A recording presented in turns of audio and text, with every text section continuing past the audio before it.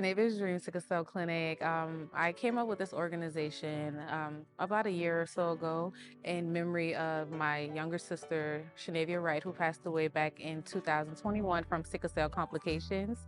I wanted to do more for her as she was a sickle cell fighter herself. She did a lot for her sickle cell sisters and brothers at MUSC Hospital. So I just wanted to, keep it going and do more for the organization. It is important to raise awareness about sickle cell because we need more African Americans to donate blood. In the African American community, we have the least donors when it comes to donating blood for the American Red Cross. Our blood is ideal for patients with sickle cell. I am type O positive, and I found out that I am a unique donor for patients that have sickle cell. So that makes a huge difference.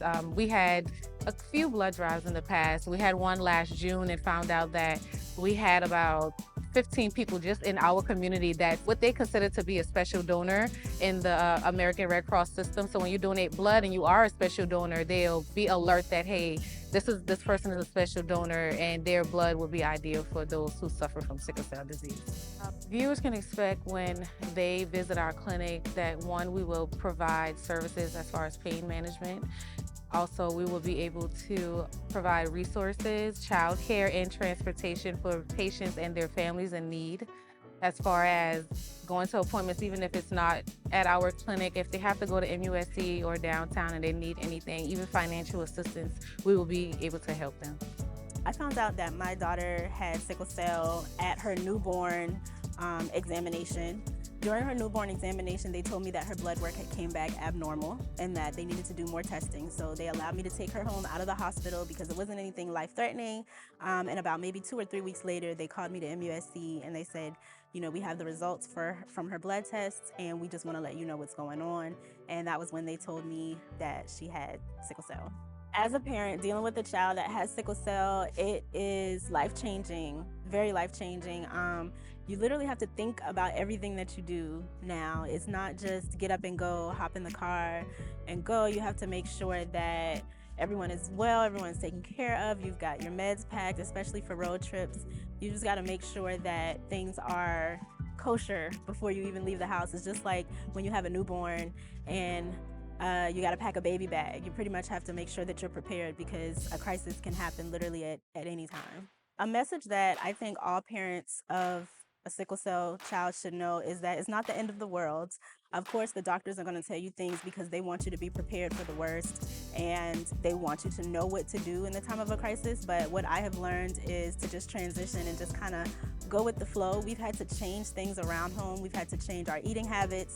Things that we used to eat, we don't eat no more. We've had to make sure that my daughter gets hydrated a lot. Most kids like a whole lot of juice, but that's one thing that I tend not to buy anymore. So you just have to be more self-conscious about their health and what it is that they need. But it's not the end of the world. Your child could still live a wonderful life. They could still be a kid. They could still do kid things and grow up to be, an amazing adult. You just have to be a little extra cautious and just be more aware of what it is that you're doing. The way that sickle cell started in the world was it actually conveyed an advantage to not getting sick from malaria, and that was specifically within sub-Saharan Africa.